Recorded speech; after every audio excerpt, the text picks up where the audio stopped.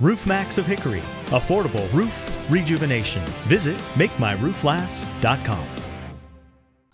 Good evening and welcome into the WHKY News for Thursday, October 10. I'm Ralph Mangum. You can watch the WHKY News on over-the-air TV every weekday on channel 14.2, and you can find us online at WHKY.com and on YouTube. In today's top stories, this morning WHKY's Arianna Mack spoke with North Carolina Insurance Commissioner Mike Causey. Here is that conversation.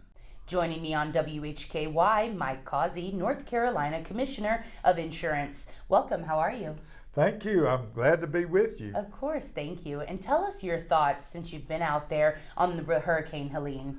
It's widespread devastation and destruction. We've lost farms, many thousands of small businesses. People have lost their homes, their livelihoods. It's widespread devastation, disaster in all these different counties, at least 20 to 25 counties.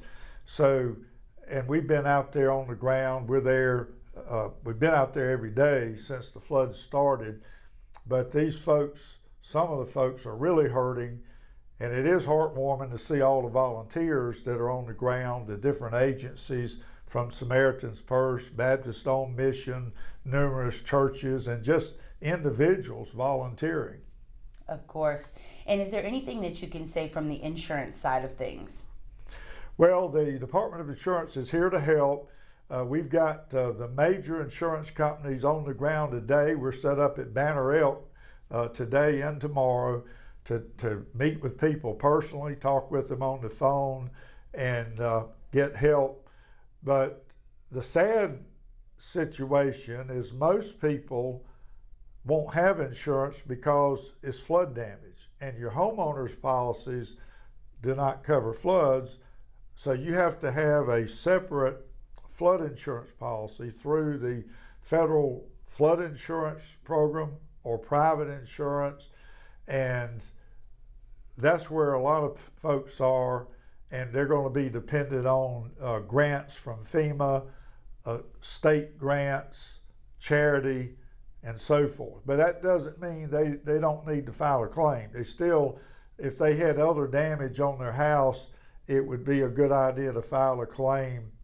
For example, you've got flood damage on your first floor, and you think, well, nothing's going to be covered. Well, maybe a limb punched a hole in your roof, and that will be covered by your homeowner's policy. So you need to pay attention, document the damage, and if we need help, contact the Department of Insurance. And is there anything else you want to let our viewers know? Well, we have a website, and it's ncdoi.gov. That stands for North Carolina Department of Insurance, and it's a government agency, so it's the .gov. So if you go to ncdoi.gov, you'll see all sorts of information. There's a little button on the front page. You can file a complaint or just ask a question. Of course. Thank you so much, North Carolina Commissioner of Insurance, Mike Causey, for joining us on WHKY. I'm Arianna Mack for WHKY. Thank you, Arianna, and thanks so much to Mr. Causey for taking time out to speak with us today. Action was taken regarding the addition of a large housing development in Alexander County. WHKY's Rob Eastwood reports. The proposed housing development would be off Bowman Court and Rink Dam Road, just down the road from where I'm standing in Alexander County. Approximately 150 people were in attendance at the meeting held by Alexander County commissioners on Monday at the Alexander Central Auditorium.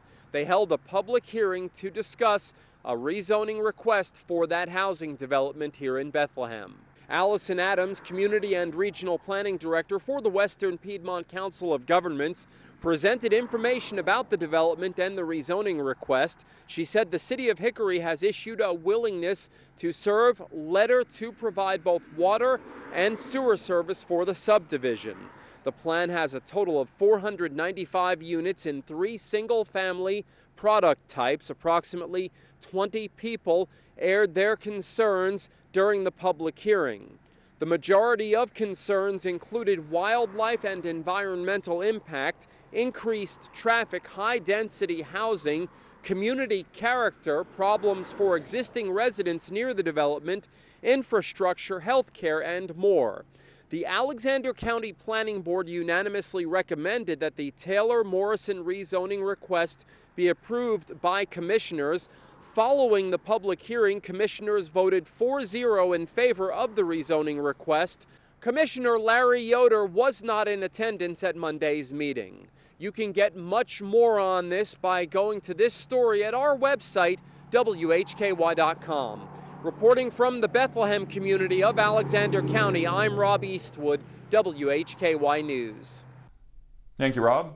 Lakeside Park in Granite Falls is temporarily closed to the public following significant damage caused by Tropical Storm Helene. The park has been deemed unsafe for public access and will remain closed until further notice. High winds and heavy rain from the storm caused widespread damage to the park, bringing down numerous trees. Town staff personnel are working diligently to assess and repair the damage, but it will take time to ensure the area is safe. Granite Falls Parks and Rec Director Chad Raby thanked residents for their patience and cooperation until the park is restored to its former condition. In the crime report today, Rob has a Caldwell County arrest as one suspect has been jailed under more than a $200,000 bond on a long list of charges. Arianna has more from Caldwell, and I have a fugitive arrest and an assault arrest. In local sports today, Jason speaks with Lenorine wide receiver and kick returner Diari Rogers. In Community Focus, it's all about Oktoberfest as Arianna speaks with the Hickory Downtown Development Association's Amy Fouquet. And Rob has news from the Vashti Volunteer Fire Department. We were right around 70 for a high today with plenty of sunshine. About the same tomorrow, and then warmer for the weekend with a high in the upper 70s Saturday, which should be perfect weather for LR's homecoming.